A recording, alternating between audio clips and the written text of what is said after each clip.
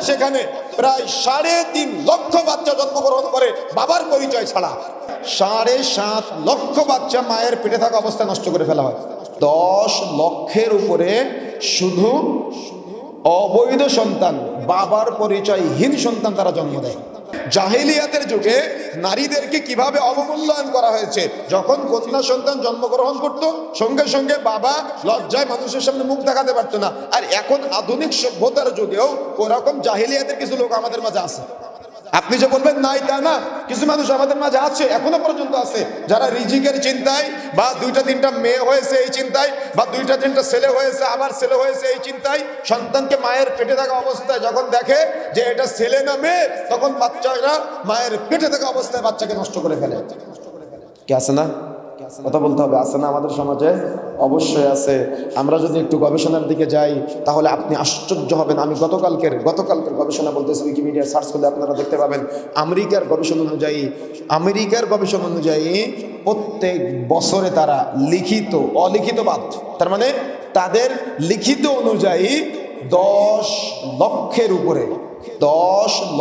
উপরে শুধু অবৈধ সন্তান, বাবার পরিচয়হীন সন্তান তারা জন্ম দেয়। আর 10 লক্ষের উপরে তারা সন্তান মায়ের পেটে নষ্ট করে ফেলে। এগুলা লিখিত। এই লিখিতের বাহিরে কতগুলো আছে চিন্তার, সেগুলো চিন্তার বাহিরে। কথা বুঝেন না মনে হয় আপনি? শুধু আমেরিকার 10 লক্ষ মায়ের পেটে থাকা অবস্থায় নষ্ট করে ফেলে, আর 10 লক্ষ দেখা যাচ্ছে দুনিয়াতে যারা আছে কিন্তু বাবার পরিচয় পাওয়া যায় না। আবার এমন আছে, জার্মানির একটা গবেষণা দেখলাম, বছরে তাদের প্রায় 7.5 লক্ষ বাচ্চা মায়ের পেটে থাকা অবস্থায় নষ্ট করে ফেলা হয়। কি নাউজুবিল্লাহ বলবেন না? আস্তাগফিরুল্লাহ বলবেন না? কি জাহেলিয়াতের যুগের চাইতে বর্তমানটা তার চাইতে বেশি খারাপ না? আপনার কাছে কি মনে হয়? সেগুলো তো 2-1টা বর্ণনা আপনি শুনেছেন, কিন্তু এগুলো লক্ষ লক্ষর বর্ণনা। আপনি পার্শ্ববর্তী দেশ ইন্ডিয়ার গবেষণা দেখেন, প্রত্যেক বছরে সেখানে প্রায় 3.5 লক্ষ বাচ্চা জন্মগ্রহণ করে বাবার পরিচয় ছাড়া। এগুলো লিখিতর বাহিরে তো বহু আছে। তাহলে আপনি কি বলবেন? তারা নারীকে মর্যাদা দিয়েছে, তারা নারীকে মূল্যায়ন করতে পেরেছে। মনে রাখার চেষ্টা করবেন, যদি কোনো মুসলিম আজকে ভুল কাজ করে ফেলে, রাসূলুল্লাহ সাল্লাল্লাহু আলাইহি সাল্লাম সতর্ক করে কঠোরভাবে বলে দিয়েছেন, বিচারের মাঠে আপনি যে সন্তানকে আজকে হত্যা করলেন না, মেয়ে হওয়ার কারণে বা ছেলে হওয়ার কারণে বা রিজিকের চিন্তায়, আপনার এই সন্তান বিচারের মাঠে বলবে আল্লাহকে সেদিন সাক্ষী রেখে বলবে, আল্লাহর সামনে আপনাকে জিজ্ঞাসা করবে, আপনি বাবা, আপনি মা, মায়ের পেটে থাকা অবস্থায় সন্তান নষ্ট করেছিলেন, মনে আছে আপনার?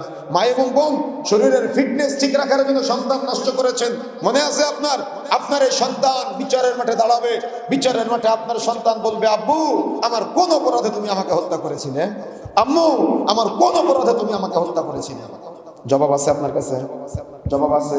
সামান্য শরীরের ফিটনেস ঠিক রাখার জন্য মা এবং বোনেরা মায়ের পেটে সন্তান নষ্ট করে ফেলেন, বা দেখা যাচ্ছে অনেক সময় অবৈধ সম্পর্কে জড়ানোর পরে সন্তানগুলোকে নষ্ট করে ফেলতেছেন, অবৈধ সন্তান জন্ম দিচ্ছেন। বিচারের মাঠে আপনার সন্তান এভাবে বলবে। আপনি একটু চিন্তা করবেন তো, আজকে বাড়িতে গিয়ে আপনার তো চিন্তা কাজ করে না, আপনার তো গবেষণা কাজ করে না যে আব্বু আমার কোন অপরাধে তুমি আমাকে হত্যা করেছিলে, আম্মু আমার কোন অপরাধে তুমি আমাকে হত্যা করেছিলে। আপনার কি কোনো জবাব আছে? আপনি শুধু মনে করেছেন জাহেলিয়াতের যুগে যারা বাচ্চাকে মাটিতে পুঁতে রাখতো তাদের বাবা মাকে জিজ্ঞাসা করবে, আপনাকে জিজ্ঞাসা করবে না? কি মনে করেছেন আপনি জিজ্ঞাসা করবে না আপনাকে? হসপিটালে গিয়ে আপনি আপনার সন্তান নষ্ট করেছেন, কোথায় নষ্ট করেছেন পৃথিবীর কেউ জানে না, কিন্তু ওই সন্তান বিচারের মাঠে আপনার বিরুদ্ধে গিয়ে বলবে, আম্মু আমার কোন অপরাধে তুমি আমাকে হত্যা করেছিলে? জবাব আছে আপনার? কি আপনি কখনো ভেবেছেন বিষয়টা এভাবে? কখনো চিন্তা করেছেন? কখনো গবেষণা করেছেন?